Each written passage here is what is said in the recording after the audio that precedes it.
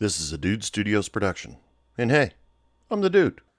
Welcome to Hey Bartender Podcast. I'm your bartender for the evening. My name is Anthony. You can call me the dude. That's just fine with me. And, there's many reasons why you call me dude. The biggest reason is you might not remember my name. And dude is way easier to remember since it is used for damn near everything. I mean, you sit back and you say, you're excited about something? Dude. You're sad about something? Dude. Or you hate something? Dude. So, there you go. Today's episode, I feature a special guest by the name of Danielle Motley.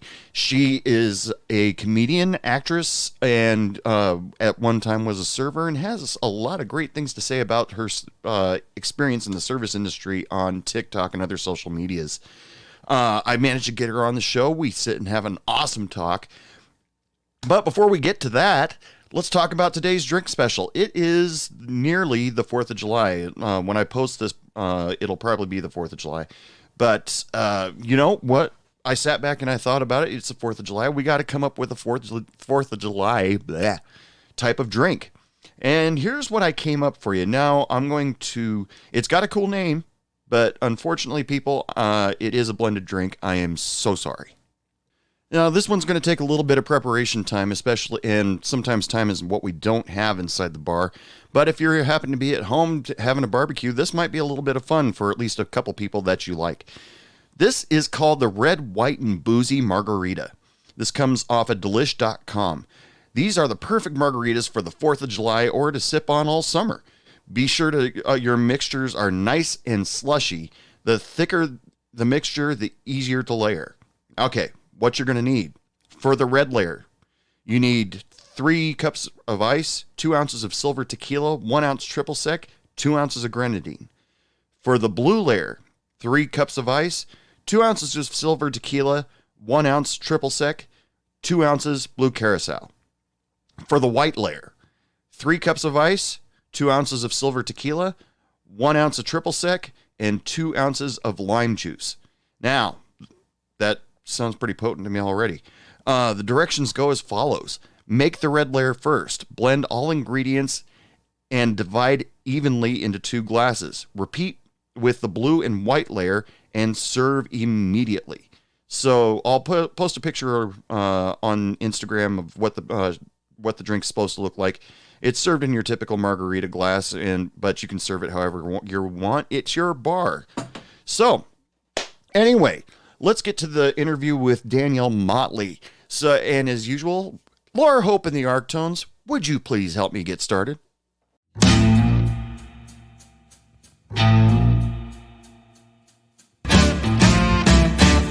bartender, pass me a drink. The reason that I'm here is I need time to think. All the ways of Hi, the Danielle. world have really got me down. I'm good. How are you? Good. Yeah, so when 10 minutes before, I was like, I haven't gotten that link. What if when I deactivate, all my messages disappear and he didn't see my message before I deleted it? No, and then I deleted my account and ghosted him. Blocked him. That's terrible. No, it's all good. I completely understood. You needed to take a break from social media a little bit. Everybody needs to do that. If they don't, they should. Yes. I'm glad we're able to stay in touch. And yeah, I procrastinated a little bit this morning. It's the weekend, so. No, it's okay. I figured, I didn't expect it early, but then I was like, oh no, I hope he doesn't think I'm canceling on him because I did my hair for this video. Well, this isn't a video. This is going to be an audio podcast. For our video conversation. Well, I really appreciate it. I really appreciate that, even though I'm the only one that gets to enjoy it. Sorry. So. No, it's fine. I just usually don't do anything because I just work from home all day. So when I'm on a video, I try to make a point to look nice if the camera's on. Well, I'm sorry, this is the best you get with me. So. No, it's fine. I like your banner in the back. Yeah, I just got that just recently, and there was a really good deal online for a custom flag, and I was like, I've got to have one. So yeah. People see it every once in a while on my TikToks or videos or something like that. But anyway, so welcome to Hey Bartender Podcast. I've been following you on social media for a while. I've been watching some of your videos, and I thought this woman is perfect. I've got to get her on the show because your stories, even though you probably changed a few facts here and there just for the sake of whatever, Yeah. your stories are completely awesome. But why don't you tell us, well, we're already recording right now in case you didn't know. Well, you probably didn't know. But why don't you tell everybody about yourself a little bit? Sure. So my name's Danielle Motley. I live in Los Angeles. I have a TikTok called Cringeworthy Comedy. And I recently started doing improv comedy TikToks based on when I was a server in high school and in my early 20s, not in my early 20s anymore. And just based on other experiences I've heard from friends who are still servers or were servers, because that's the hustle of people, the arts for the most part. And I moved here to Los Angeles to be an actor and studied comedy and improv. And yeah, that's just kind of me in a nutshell. So I started a TikTok during the pandemic. It wasn't really doing much until I had the idea to do this comedy series with this waitress called Tammy from Applebee's. It struck a chord, which I thought it might. And I wanted to pay homage to servers, and I haven't served in years and I still have nightmares that I didn't restock the condiments, or I remember some really bad incidents where management or customers really screwed me over. And I still get mad about it like it was today. So it's been a really therapeutic outlet for that, and just creatively in general as we've been stuck inside. Yeah. I think everybody and their brother actually started a TikTok account when the pandemic started. And Yeah. everybody's trying their hardest to become influencers or TikTok famous or whatever. It's actually, truth being told, it's been a great advertising outlet for this podcast. So, and I've been able to contact people like you who have been in the service industry and invite people like you onto the show to, just sit and BS for a little while to talk about what we went through as servers, because there's a lot of people that have this misconception. Since it's called Hey Bartender Podcast, they think it's about drinking, getting drunk, and stuff like that. But no, this is actually about the service industry, and kind of goes along with what you do with your TikToks. Yeah, they're interesting. I started doing them, and I think the first one that took off was one I did about race, which I knew was gonna probably be a bit controversial, and people were like, "Oh, this is fake," and it was like, well, yes, technically it's fake because it's a comedy TikTok, so it's embellished and humor, and it's changed a little bit. But I like to take those kind of hot button issues and use them, because the best way to explore hot button issues is through comedy. I see it that way, and it starts a conversation. And people are like, "Oh, that never happens. People don't ask for a server based on what they look like."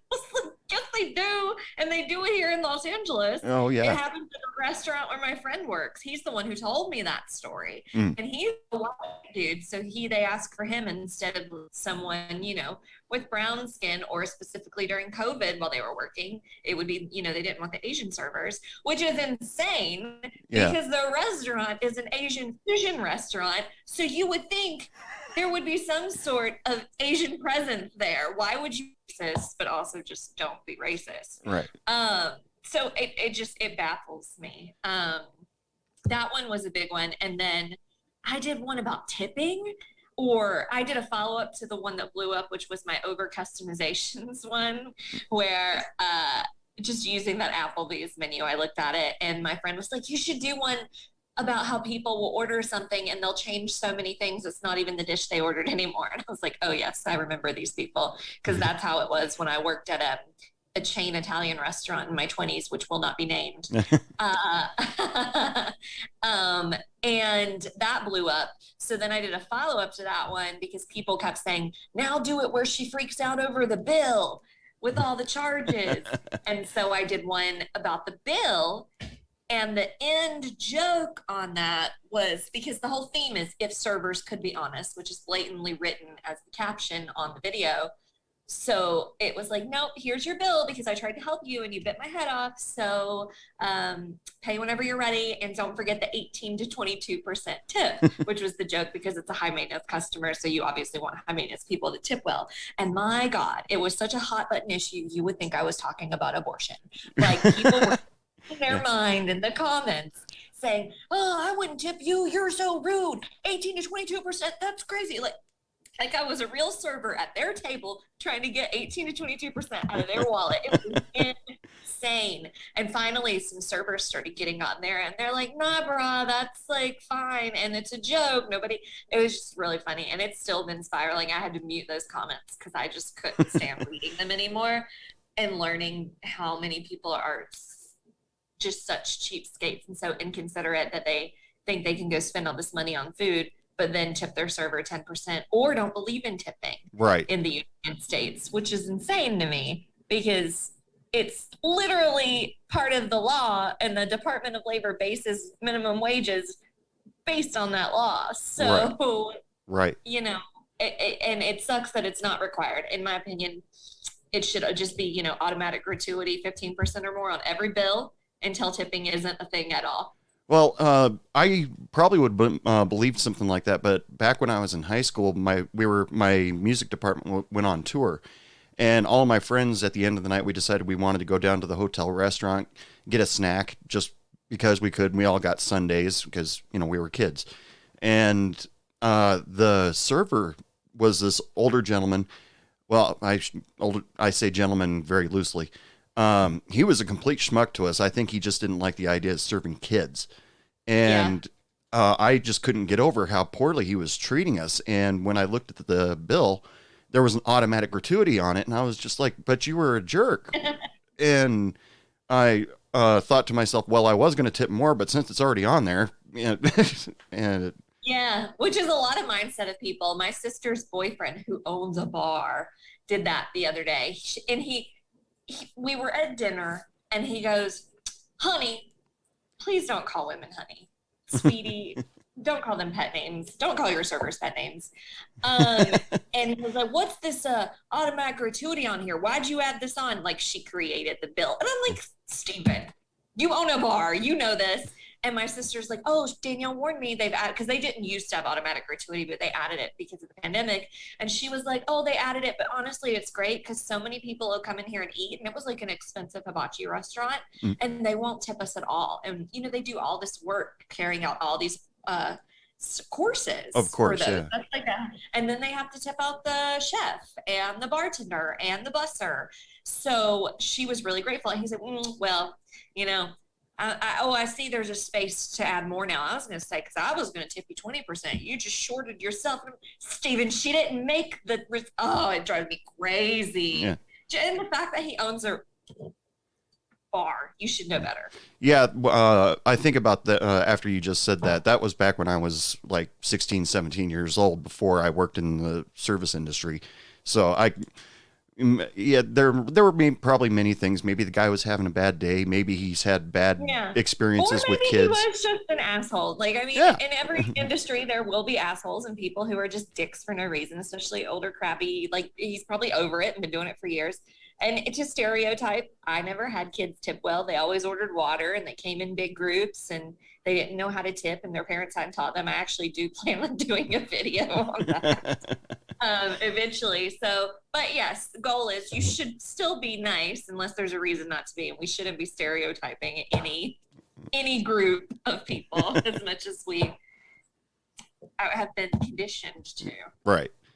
So let's start back. When did you start working in the service industry?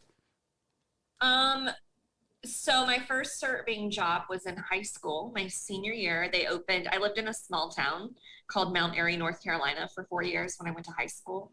I held up 5 fingers for 4 years.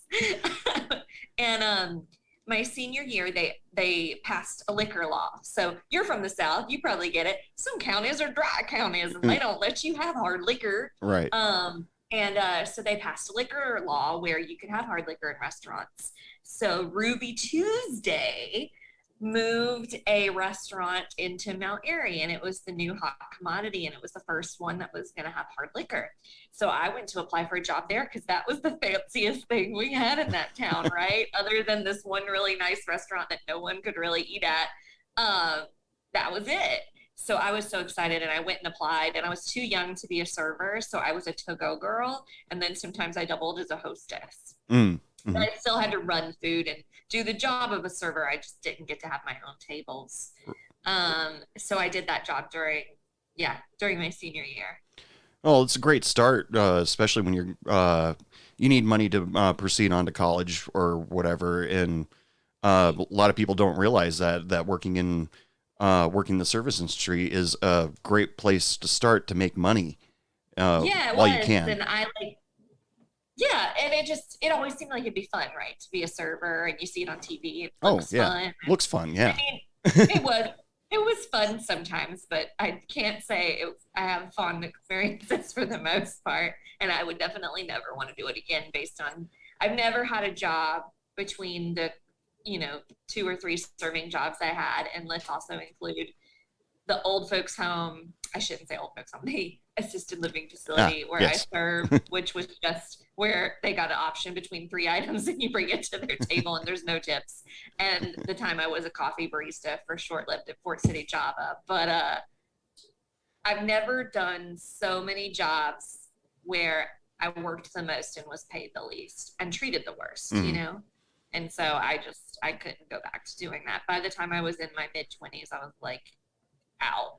I had to find something more sustainable for those non-believers in tipping and more, that just felt less demeaning. Right. Well, we all went through that. I mean, my bartending serving career, we pretty much the same thing.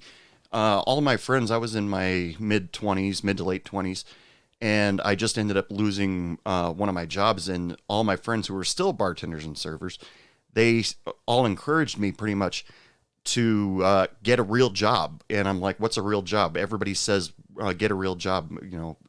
This job pays money. But they said, no, get something with health insurance, something that you can progress in. And I'm like, well, okay. Because when I'm in my 20s, I'm pretty much thought I was invincible. But, after my dad flicked me in the back of the head with his finger, he's just like, get a damn job with health insurance.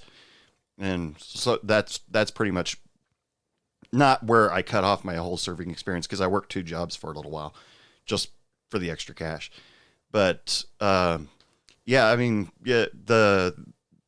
working in the service industry, you do have to go through so much of dealing with the customers and different personalities.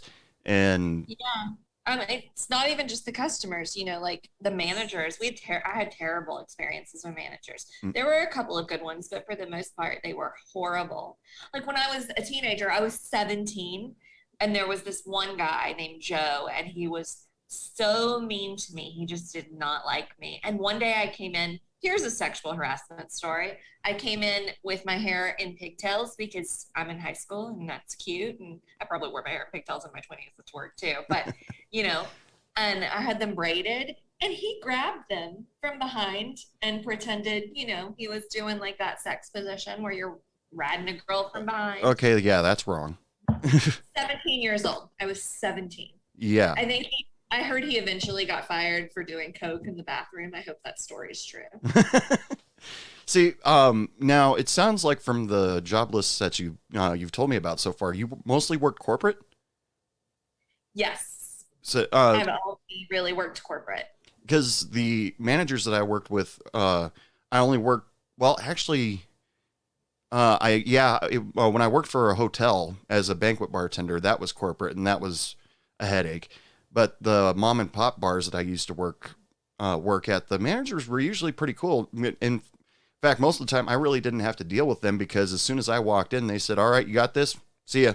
And then they'd go home. Yeah. And that's nice. And I have friends here who, like, I know a guy who he's a Michelin star chef, and he owns a bunch of restaurants here in LA, and they opened, and he kind of became a overnight success, and now he has 5 different ones. So they're all very homegrown, mom and pop. And my friend works there and makes bank, and everyone supports each other and loves each other. It's like a very different mentality, and you don't have to go up to the table and say 20 things that are required from this handbook, Mhm. and you don't have to wear a frigid button up that costs more than the tips that you make, Yeah. and keep it white and starched and all this stuff. It's just ridiculous. So I completely believe that story. Like, I'm sure it's a better fit, but that's where I could get a job because I didn't have that much serving experience. Right. And most I worked servers, at most school in between. most servers and bartenders, when they find a nice place, they tend to stay there just because they have their regular customers and they're Exactly. comfortable. So Yeah. I have friends who have been working as guest stars on TV and they still keep that serving job like once a week or something just to keep them grounded and keep the security of having it just in case. Like they don't want to lose that spot. right. I listened to I think it was Conan's podcast recently where John Krasinski was on there, and he was talking about that right after his shift waiting tables, he went to go audition for The Office. And when they were sitting there, after he found out he got the part, when they were worried about the show even getting picked up, he's just like, well, I'm just going to go back to waiting tables. I don't know what you guys are going to do, but lucky for him, he was able to get a great acting career out of that.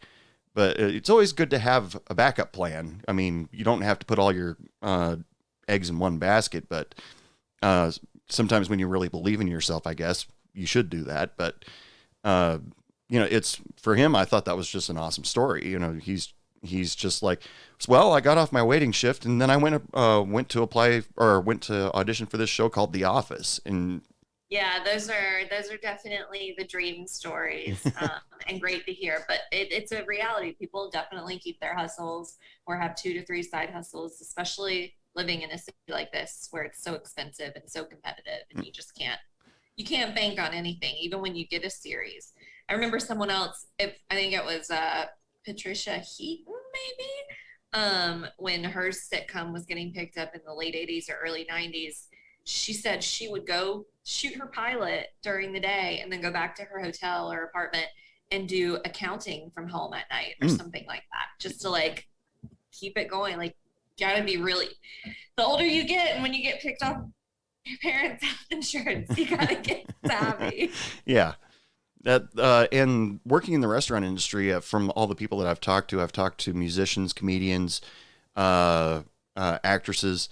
They all pretty much agree that working in the restaurant, they're able to go out and do their auditions or do their photo shoots or whatever, things like that, because their bosses are usually fairly flexible. I'm not sure about on the corporate level. Yeah, I mean, they act like it's flexible, but really it's like find someone to cover your shift, and if you can't, and you have to come in. But I never had an issue with that. There were always people looking to pick up shifts. Because the second restaurant I worked at, the Italian restaurant, which will not be named, we never really made any money there. Even on a good night, you were lucky if you broke $100. And they start you on day shifts. There were days when I would make $7, $12 for an empty lunch shift, and then I was still required to temp out the bartender a $3 minimum, even if I didn't get anything from him. Yeah, I've talked to another server just recently, where she told me about that. They were required to tip a certain amount to the hostess, the bartender, the cook, and there were days where she would be in the negative, and Yeah. just because of the people that don't tip or the low tippers or whatever. And so she'd have to go to an ATM or promise the guy that the next day she'll come in with their money. And Yeah. I'm like, that is god awful, horrible. It's horrible. It's a very broken system, and it doesn't make any sense. You shouldn't. It's ridiculous. That system was made thinking that it would be an extremely lucrative job every single day, and it's just not. And it turned out when another server told me that they kept their own tips at first, but then all of a sudden one day they found out that they had to tip out the cooks. But then they lowered the cooks' pay wages from whatever it was to minimum wage, and then insisted that the servers pay them the rest. horrible. Yeah. That So, that stuff like that freaks me out. I mean, I did tip out my cooks because my servers tipped me out at the end of the night, even though I never really expected it because their shifts were like 6 hours and I knew I was going to be there for 9. I'm like, you can keep your money. I'm going to make enough money for the rest of the night because majority of the time I'd be by myself there from between 11 and 2 o'clock. So I never insisted on it. And if they just gave it to me, I was like, whatever. But since you mentioned that restaurant, Ruby Tuesday is going to be in my head for the rest of the day, probably. Was that, did they actually name that place after the Rolling Stones song? I don't recall, but maybe probably. Probably. You'll have to look that one up. But It's been too long. yeah. My trivia's gone. But your TikTok videos. Now, I want to get a little bit deeper in some of these things because I watched a lot of them, and I related to so many of them, and I'd just like to go back and forth with you on some of these stories. Yeah. Hit me with it. Your series on if servers could be honest. Now, I got in trouble with my boss a handful of times because I was overly honest and or just an overall goofball. Like you said something about the woman that asked about the receipt. What does this look like? And then I go into the whole dialogue from the movie Airplane. Well, I can turn it into a boat. I can make it into a brooch. I can make it into a pterodactyl. And then they go to my boss a little bit later and complain that I was being a jerk. And I was. Right. God forbid you have a sense of humor or a personality. Yeah. And these customers actually think they can be a smart ass to me, but they actually think that I can't be a smart ass to them. And right. It's like it's a server, not servant. It's not a domesticated position. I mean, did you ever get in trouble for a wisecrack remark that just kind of just flew out? No, I was, I'm raised Southern, so I always was really charming till it hurt, and even if I didn't want to be. And that's one of my biggest regrets, but I didn't want to lose my job because it was the only job I had. I didn't want to risk it. And I am a big fat smartass. I see sarcasm. So it was really difficult for me not to do that. Like one day I had a guy come in sweatpants and sit with his friend. And at corporate restaurants, there's like all this stuff that you have to do for each meal, and you're supposed to set things a certain way, or you get in trouble and the managers are watching you. And even if it's common sense, like someone says, oh, I don't want that plate, I still need to set them down, because if I don't, the manager's going to get on my ass that I didn't do it right.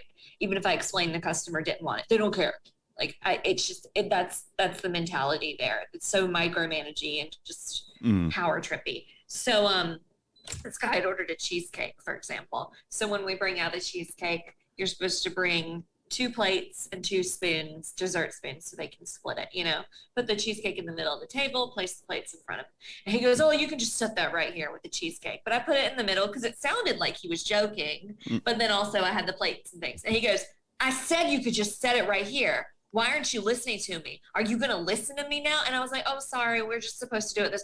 But are you going to listen to me from now on? Like I was a fucking dog. And I wouldn't even treat a dog like that. I like dogs. So that's a bad example. But like I was his servant. And I was so mad. And I just wanted to be like, you know what? No, I'm not going to listen to you because I'm not your fucking slave. Like, fuck you. Yeah. And I didn't. And I stomped off and I complained to the bartender, and I was like, you can have that table. I'm not going to take care of it anymore. I'm not going back in there. He was like, and I told the manager, and I was like, this guy was so disrespectful to me. Like, and they were like, sorry, take care of your table. Yeah. Doesn't matter. Yeah, that. And then another time I wasn't even rude and this guy complained. So this goes to my servers could be on a sick video. I had a head cold. And I came in and I just was feeling really shitty, and I asked if I could go home, despite the fact that I'd already lost money driving the 20 minutes to work in traffic. And they said, no, you have to work. And so I'm working. My head's real foggy. I get this huge table that takes up my whole section. And the guy orders linguine with white sauce. Now, normal me probably would have been like, oh, did you mean linguine and clams? but I was sick and I wasn't thinking, and I had a big table, so I just put in what he ordered. Comes out, he wanted linguine and clams with white sauce. So he'd ordered several, like 4. They got a family style order, so he got like 4 for the whole table. So then I had to send it back to the kitchen to fix it. And he's like, oh, and I said, oh, I'm so sorry. That's not what I heard. I didn't say that's not what you said, even though that's not what he said. I said, that's not what I heard. And old middle-aged white man, so fucking offended by the fact that I dare, I don't know, have a comment or commentary that the order was wrong, even though I didn't blame him, had me taken off of my table after I'd already been serving them for 3/4 of the way through. They wouldn't give me any of my tips. They gave all my tips to the guy who took over, even after I asked it. And then they sent me home for having a bad attitude. Jeez. Yeah, you're sick as a dog and you wanted to go home anyway, but they took away your money at the same time. And they took away, that was all the tables I had other than one for the whole night. I had another, like a booth. Yeah. But that was my whole section. The way they treat people is just horrible. Right. Closest I can relate to that is I had a couple, a husband and wife. The husband drank Bud Light. The wife drank Coors Light. And one day, I got them mixed up. I guess I gave the husband a Coors Light, gave the wife the Bud Light, and they didn't talk to me. They didn't say, "Oh, you got our order wrong." I would have fixed it right away. They told the manager that I screwed up the order, and then he comes over to me and he says, "Yeah, you got their order backwards." And I said, he ordered the Coors Light, Bud Light, and he goes, "No, it's the other way around." And I looked at him and I said, "Is there really a difference?" And he goes, "To them it is, Anthony. Just do it." Well, at least your manager was nice, but that's so stupid. Like, why not just mention it to the server? Yeah. And then if the server is a dick, that's another thing. But like, people are stupid. I do not like people. Animals over people, man. That's my motto. We're going to take a quick break in Hey Bartender podcast to talk about the new sponsor, Smooth My Balls. Smooth My Balls is a new body shaver that is out right now. It is waterproof and it will take care of any grooming that you decide that needs to happen all over your body, whether you're a man or you're a woman, even though it's kind of specifically says smooth your balls. I mean, it's getting hot out there. Some of you people might want to use that to cool down a little bit. Some of you maybe like to keep it nice and trimmed and neat. There are literally dozens of reasons why you would need Smooth My Balls.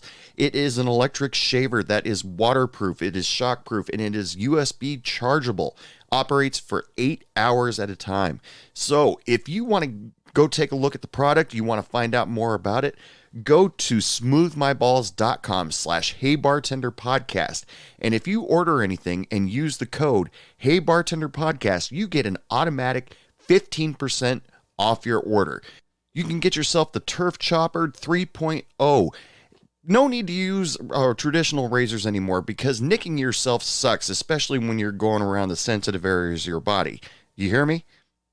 So go to smoothmyballs.com/heybartenderpodcast. Remember to use code heybartenderpodcast at checkout and get 15% off your entire order. Let's get back to the interview with Danielle Motley.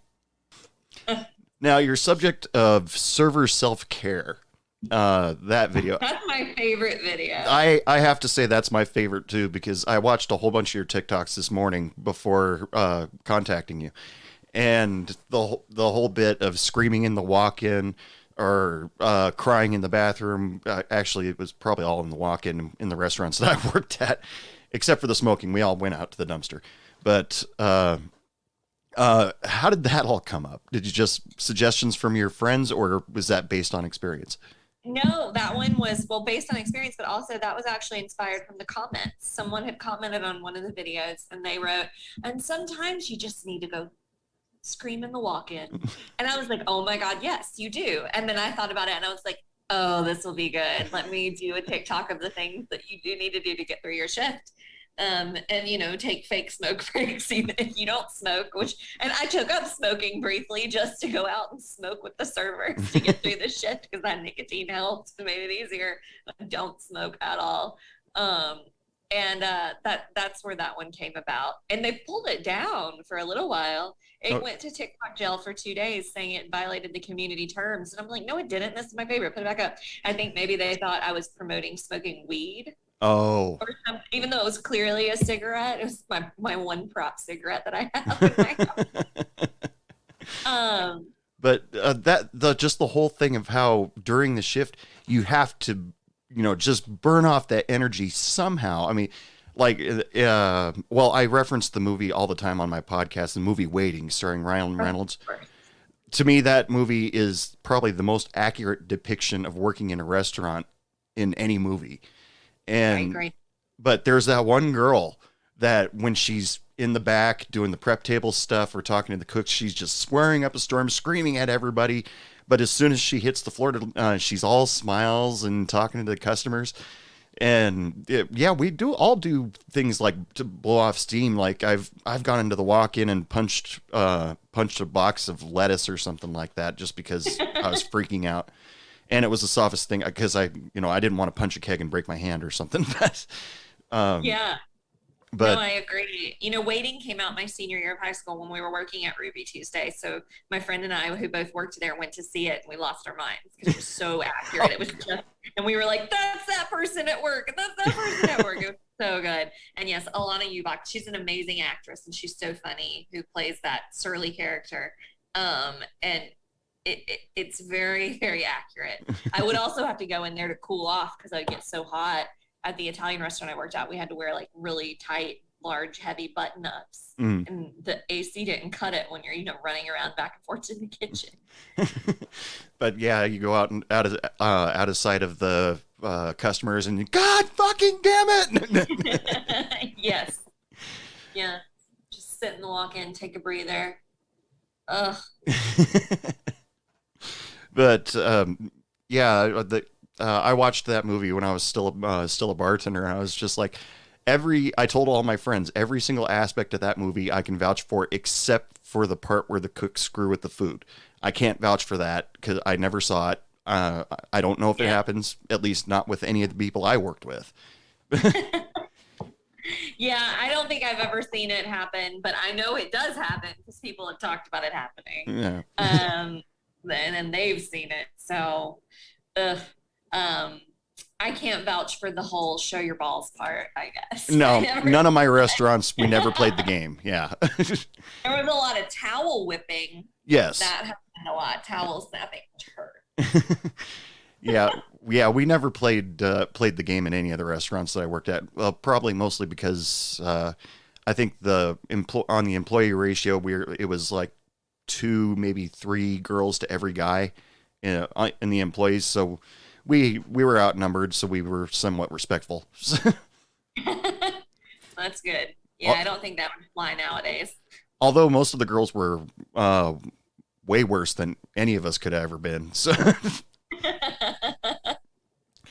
but yeah. So what in just hanging out in the cooler? That was your like release. Just take 5 minutes, or what was your preferred method? Yeah, I would usually probably go to the cooler because, again, I would be burning up. So I run hot. So I definitely want to go cool off in there and just have some silence and then not want to come back out. Or if there was no one in the manager's office, just go, sit in there for a minute, try to grab a Hershey Kiss or something if there was a piece of candy laying on the table. Yeah, because they weren't super long shifts. They were probably the longest shift I worked was maybe 6 hours, I'd say. But yeah. But there was a lot of downtime because it was pretty dead. Unless it was a super busy, like a Saturday night. Now, another customer thing that you brought up in one of your TikToks, they ask you what's the difference between a 16 ounce and a 20 ounce beer. And there was one time where, once again, I got in trouble because they thought I was being a smartass. Somebody asked me what the difference between a 12 ounce and a 16 ounce steak. And I just looked them right in the eye with a deadpan face, just said 4 ounces. And they didn't like that. And ended up having to, they called the manager that night saying I was being rude, but they ate their whole meal. They tipped me reasonably, But they still felt the need to call the manager the next morning and say I was being rude. But Like, what's the real answer there? That is the real answer. There's no other answer. There's nothing. It's bigger, it's smaller, it's math. Like, yeah. So that one was inspired by the comments. A bartender commented or a server and was like, "This is the stupidest question I've ever gotten." It's like, oh, God. yeah. Yeah, I started once people started following me and those couple TikToks blew up. I started getting some great stories in the comments. Oh, give us another example. So well, you said your favorite one was the shift self-care one, but do you have another favorite? Well, actually, based on your own experience, actually. Yeah, let me look at my TikToks so I can recall. There have been so many now because I have like two favorites, and that would be the first one, and I can't offhand think of what the other one is. Let me see. Oh, I really like. No, I'm not gonna do that. The irresponsible parents one. Oh, of course. Kids running around in restaurants, that used to be a pet peeve of mine.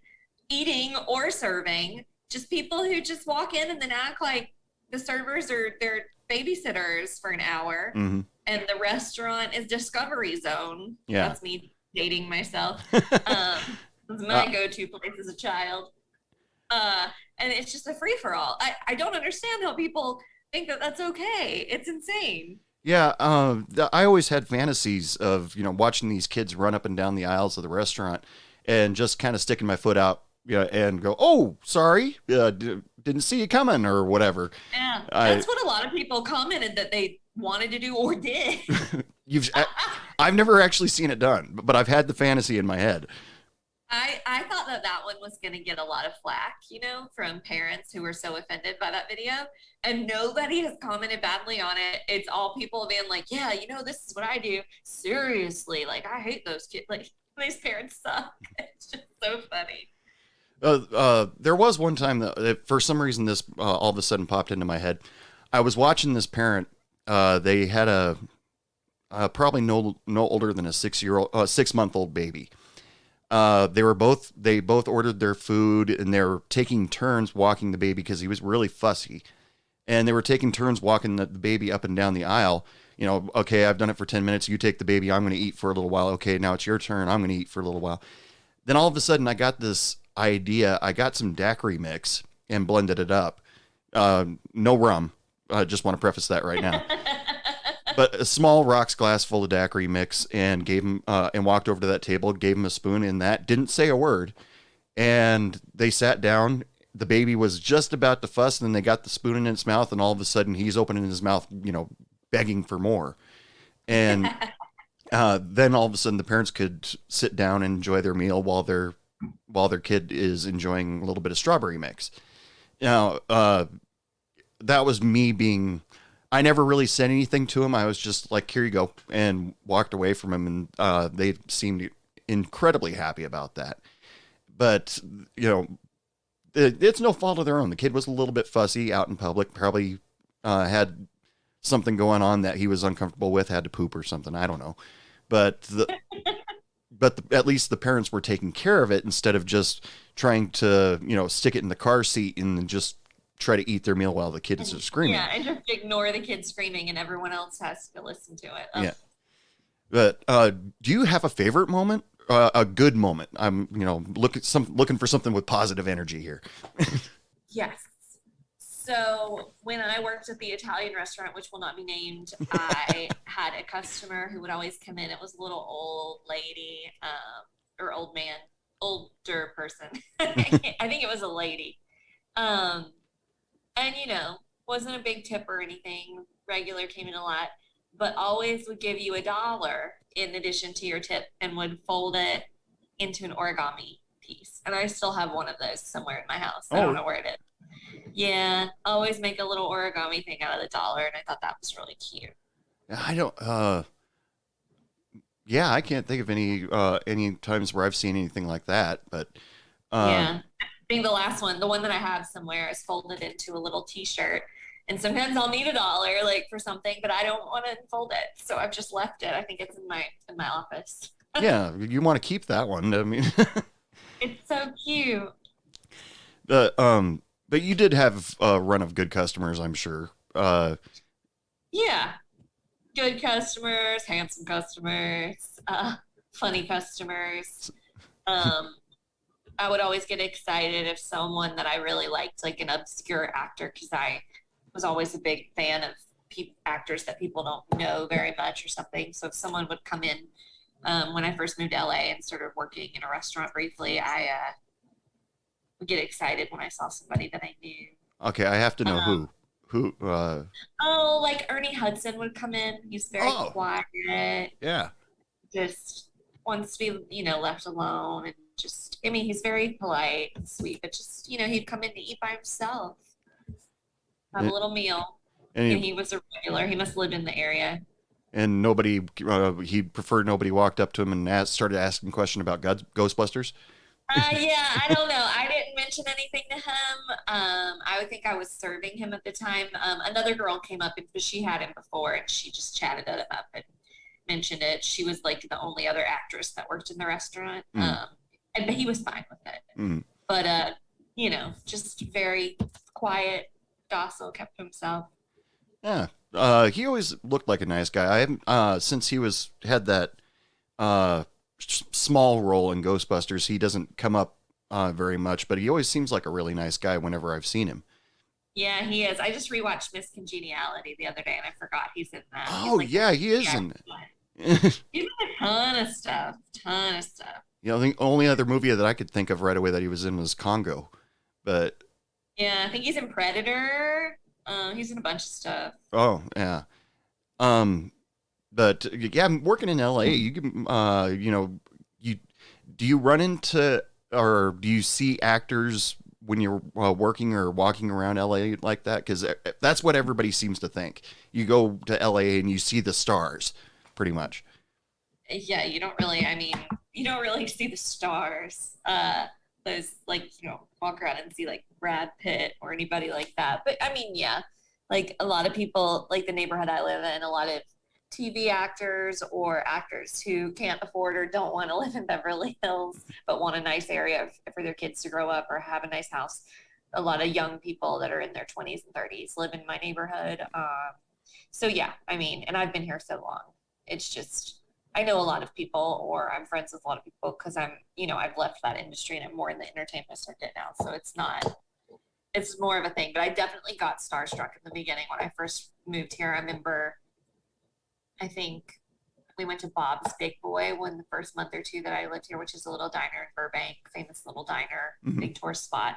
And David Boreanaz was there eating, and I had a big crush on him. Huge, Angel Buffy himself.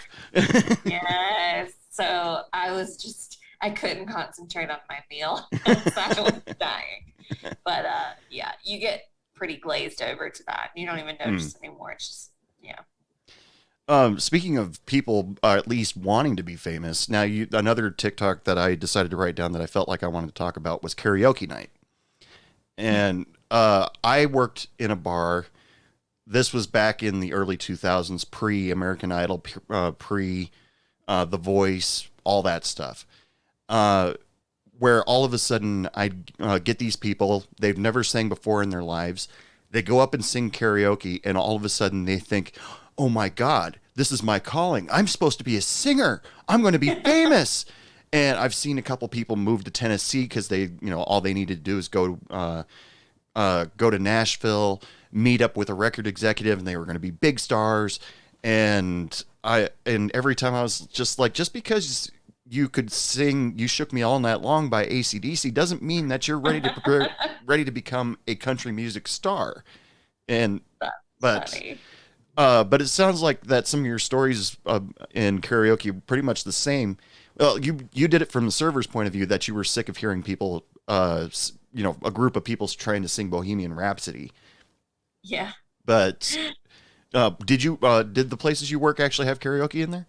No, and I actually love karaoke as a customer. It's my go-to thing to do as for stress release and like just to feel good. I go on Thursday or Friday nights. Like I just went to karaoke on Friday night at my favorite bar. What's your And it go-to is a song? I go to actual karaoke bars. It depends on the crowd usually. Kind of feel it out. I have a lot of songs, but one of my favorites is Melissa Etheridge. I'm the only one. Do a lot of Pat Benatar. That's an easy, Mm. hit me with your best shot's an easy one. But yeah, it just depends. Sometimes if the crowd's feeling a little redneck, I'll do some country. If there's a lot of actors in there, Disney and musical theater, people will get up and we'll start doing those things. It just depends on the vibe of the bar. Um, but I have been to karaoke at Applebee's, so they really have karaoke Thursdays, which is why I did it. And I went on my birthday when I was visiting back home in North Carolina for my birthday, because bars there are weird, and you have to have like a membership to get into a bar, and they don't really have any karaoke, like bars that actively do karaoke several nights a week, if at all. But then I found out Applebee's does it on Thursday, and my birthday was on a Thursday. So after we went to dinner, I was able to corral my sister and my friend Mandy into going with me.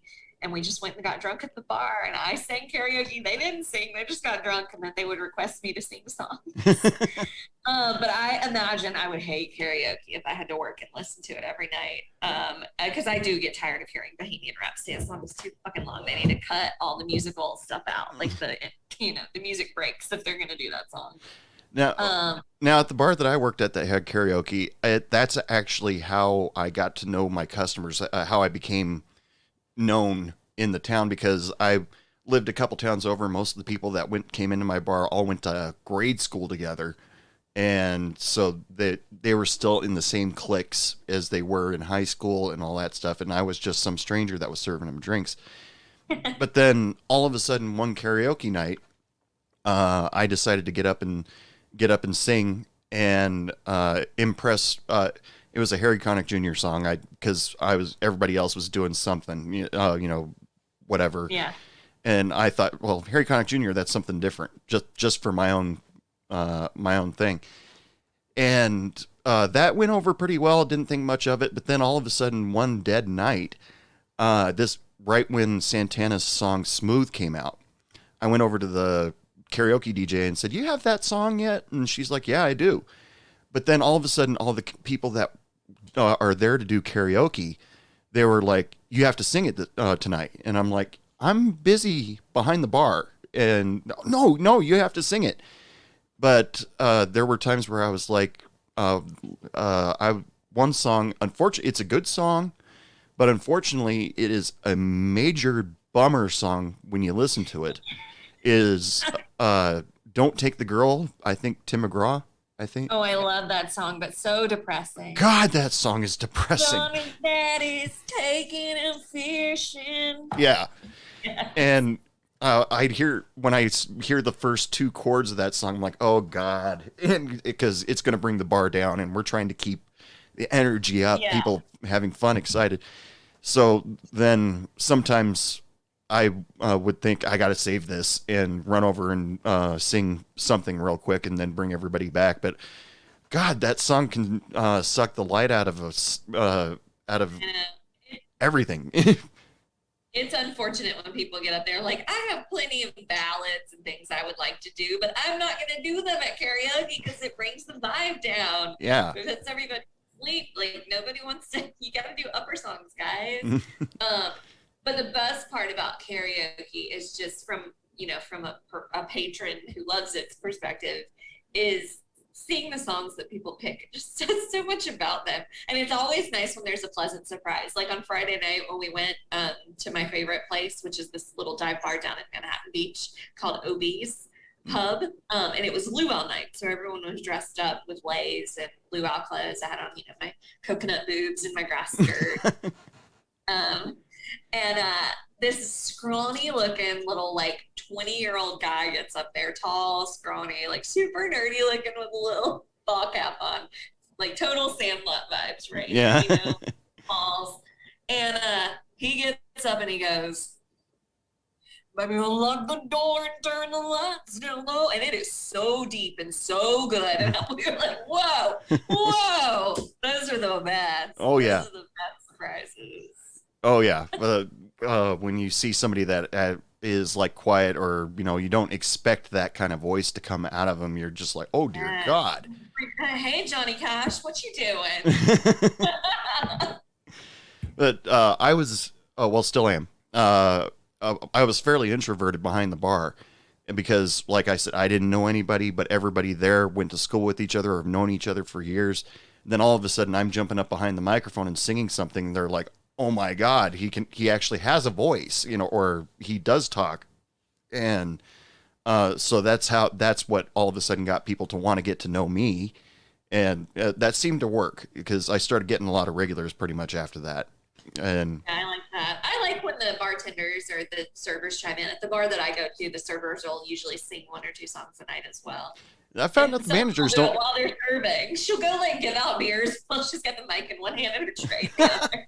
Okay, now that's cool. Get one of those like headset mics and, well, actually, no, that would get really annoying to have to try to sing a song as you're, got your tray up and you're serving tables. No, but once in a while it'd be kind of fun. But Once in a while. She only does it like once a night, but it's funny. It's fun to watch her do that and not spill anything. It's very impressive. yeah, that is very impressive if she doesn't have to spill anything. But anyway, let's talk about what you're doing nowadays. Now, did you go from serving tables into what you're doing now, doing comedy, improv, and acting? Or was there something in between?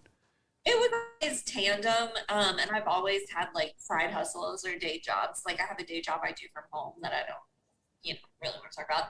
But and it helps supplement the income. But it took a while for things to kind of pick up for me and me to get popular. Like I knew that, I had the talent. It's just hard to get seen. The pandemic I've been very popular during the pandemic. I've had a lot of auditions for a lot of television shows, hard to book, which is really frustrating. But like I auditioned for 3 movies last week alone. Wow. And I keep going in for the same shows over and over. I do have an improv team that I used to perform with before the pandemic, but obviously all that got shut down. So no, that was the whole reason I moved here. So everything I did here was in tandem with, and even back in North Carolina, in high school, like my first job wasn't working at Ruby Tuesday. It was technically doing a regional commercial for the North Carolina College Foundation. That's the only job I could put on my resume when I went to apply. So maybe I was the most interesting candidate for all that.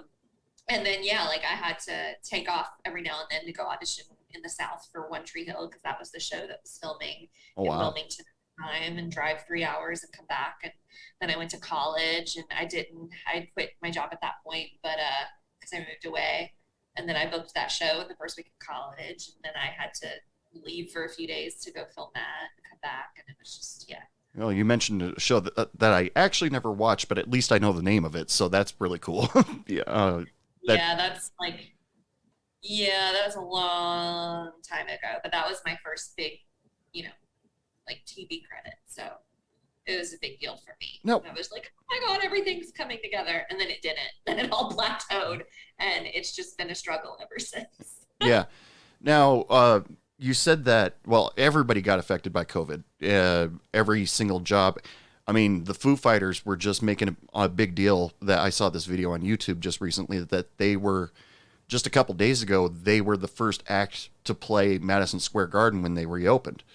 And they were like thrilled, we're opening Madison Square Garden. And, but ever since March of last year, pretty much everything came to a screeching halt, whether it was making movies, TV shows, concerts, even probably recording albums.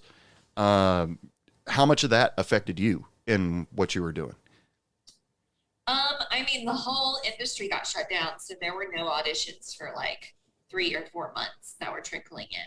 And then they slowly started back. And then I was still hearing none of my friends were getting auditions, and I was getting auditions for random things, but I am also kind of have a unique look.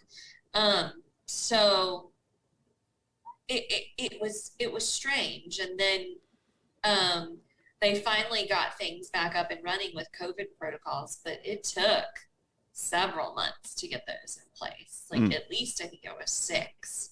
And all the restaurants here shut down and people were out of work. All my friends who worked in restaurants had no job. all the comedy venues shut down for people who relied on that for money. I never relied on that for money. We would just do it for fun, our improv shows. But I did like I would go do improv and teach it to like drunk adults at private parties and things like that. It's something I kind of fell into and I enjoyed doing. And that was out. You know, you couldn't go to anyone's house because the rules here were very strict for almost a year. So yeah, the whole city just became a ghost town. Yeah. I never saw any pictures of Los Angeles, but when I saw pictures of Las Vegas when the whole thing started, when the casinos closed, I mean, when you expect to see the Strip to have hundreds of people walking up and down the sidewalks and cars just backed up for miles, and this person takes a picture of the Wynn Casino, and you see one car in front of them. That's it. And I thought, now that is scary, just to see Las Vegas like that. And I never really considered what the major metropolitan areas, Los Angeles, San Francisco, New York, I never thought about what they all look like. Yeah, I think they all looked like that too. It was just very empty, and here it was dead. Driving, it was so weird. Traffic was great because everyone was at home or had moved away because they flipped out and they couldn't pay their rent, you know? So it was very strange, and it's still like opening. It's weird opening back up. Like when I go, there's a little movie theater I used to walk to from my house that's cheap, older, kind of raggedy, and they haven't reopened it. So I walk down there and it looks so apocalyptic because it hasn't been touched a year and a half, and it's just like still got the movies from March 2020, which was like Brahms, The Boy 2, and a bunch of other random things. And it just feels very Walking Dead. Yeah, I bet. Things are opening up slowly but surely. I went like to my first 2 karaoke nights. I went down to the Sunset Strip. People were out and about, moving around. So it's strange. I've been to the gym finally. So it's getting back. Yeah, I got to work on my COVID weight. So they just reopened the salad bar at Gelson's, which I appreciated. So I went, that used to be my thing, $2 off Tuesdays at the salad bar. That's where it's at. So what's it like doing an audition right now? Or like you said, they were doing auditions within 3 months after the thing. Did you have to wear a mask? They were all self-tapes, which is great. I actually prefer self-tapes because I can do 8 takes in my own house until I like the best one. And I can have a little prop in my hands that maybe you don't see on camera, but it makes me feel more grounded and in the scene. And I was doing really well because I would be getting called back in for multiple shows, multiple auditions for the same shows, different episodes. Like I auditioned for the show 911 8 times last year. Oh, yeah, I'm aware of that show, yeah. Yeah, I auditioned for a lot of Ryan Murphy stuff, which I appreciate because I love him. So fingers crossed. Yep, of course. Good luck with. One day he will give me a job, or several. But yeah, so a lot of things coming in, and just I had my first in-person audition for a commercial, a callback. They did the first auditions self-tape, which was weird. Just the asks, the thing we had to do were kind of weird for a commercial because you don't talk too, so it's strange because most commercials don't have dialogue. And then the callbacks for in-person. That was the first in-person audition I've had. And that was like maybe 2 weeks ago. Well, it's December 2019 or January 2020. Because again, I got a lot of things were already a lot of self-tapes. I'd say it was 50-50, and then it became 99 or 100%. Now, do you think social media is actually helping people get discovered as actors, actresses, musicians, whatever? Or is it? Yeah, like talented people and untalented people, unfortunately. I definitely, it's a great creative outlet, though, and it's a way to showcase your own content and your talent without having to wait for other people to open doors for you. And I wish I'd pursued it sooner, but then just with that TikTok made it easier because I'm not super skilled in like editing and effects and things like that. So the fact that TikTok was the first platform that really allowed you a user-friendly way to edit your video and add a voiceover and add a filter and do all this stuff. It was just really nice. And once I I'm still learning it. I like only know how to do certain things because I don't mess around with it enough. But once I realized I could do like a green screen photo behind me, that was a game changer. Yeah. And that was part of the inspiration for the background for the TikToks that I do for the servers, because I was like, oh, I can change it. If I want to have myself being two people, I can do a booth here and I can do a background in Applebee's here. But yeah, that idea was inspired by a guy who's gotten super viral during the pandemic. I don't know how to pronounce his last name. His name's Scott Sees or Size, Seiss, comedian on TikTok. He does this IKEA character. I don't think I know him. Yeah. And he's so funny. And he was already a stand-up comedian, but he went viral for his IKEA character where he would just make stupid comments and questions that you hear in retail, which I've worked in retail too, so I related to that. And he responds to them really smarty-assly or snarkily, and it took off. So I saw his and I was like, oh my God, this is so real. And it's so easy. Like, he doesn't even have to do anything really. It's minimal effort, maximum gain, and so funny. And he's just being natural, and it's just very real. And I was like, I could do these from my experience as a server. And I looked to see if there were any others out there like that. So I wasn't, copying anyone, even though I wouldn't have been because I haven't seen them. And I didn't see anything like that. And I was like, what restaurant could I do if I don't want to do the ones that I've actually worked at, just to keep it fair? And then I thought about how Applebee's always gets dragged. I remember seeing this meme where it was like, chain restaurants have at least, they're terrible, but they all have at least one good signature thing. And it started listing them, and it was like Olive Garden, breadsticks. And when it got to Applebee's, just blank spit. And I lost my mind. And I was like, Applebee's does always get trolled. Let me do Applebee's because that'll be really funny. I always thought in the movie Waiting Shenanigans looked a lot like an Applebee's. It does. An Applebee's or, because it reminded me of Ruby Tuesday. Oh, they okay. were similar too, with all the knickknacks and the Tiffany lights and things like that. So it just, yeah. But I don't know. Yeah. So that's kind of how it came to be, and it took off. And so I appreciate him for his inspiration. Oh, yeah. There's a lot of people that can inspire you on TikTok. In fact, a couple people that I follow, the girl Call Me Chris? I don't. She does with the little hands and little finger hands, and she's like, what's it like to does jokes, skits about raising a toddler and stuff like that. Oh, that's funny. No, I don't know her. Well, she's been, like I said, I've only been paying attention since COVID started, because that's when I found TikTok like everybody else. But she was just talking about that she had a audition for something just recently. I was just like, she does a lot of funny videos. I'm really happy that she's getting picked up for something. And to see you use TikTok as a creative outlet, and that can also be as widely seen as her stuff. That's really cool that some people are, that would normally in everyday life would, just blend into the crowd.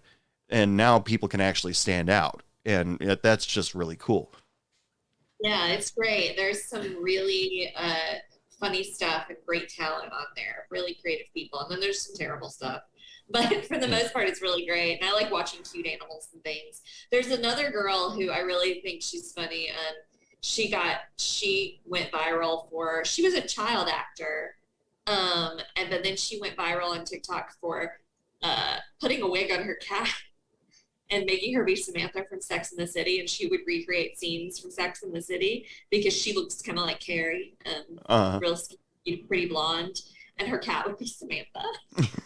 And they would lip sync along with it. I mean, and it's just so funny. You should watch her. Her name is Alexandra Kyle. We're going to promote a whole bunch of other people's TikToks. But, well, we're coming up on the end of the show, and I greatly appreciate you making time for helping me out with my podcast. Right now, everybody's going back to work, and so it's getting a little bit harder for me to get people on the show. I truthfully really appreciate you taking the time to be on the show. No problem. Now, please, tell people where they can find you. You got anything coming up in the future that you want people to know about? Just please let us know. I don't have anything coming up, but I am on TikTok at cringeworthy comedy. That is my biggest space. Yeah, I guess that's it. Still kind of slow. Lots of things in the mix, but nothing set in stone other than my occasional TikTok when the mood strikes. Just got to wait for inspiration to happen and then go for it, right? Yes, indeed. Well, I appreciate all the stories and appreciate you talking about all of this, indulging me with going in a little bit deeper with some of the TikToks that you've put up. No And problem. and I encourage everybody out there to go check out your stuff because they're really funny. That's what caught my attention. When I saw this stuff, I was like, I got to get her on the show. She really knows the service industry.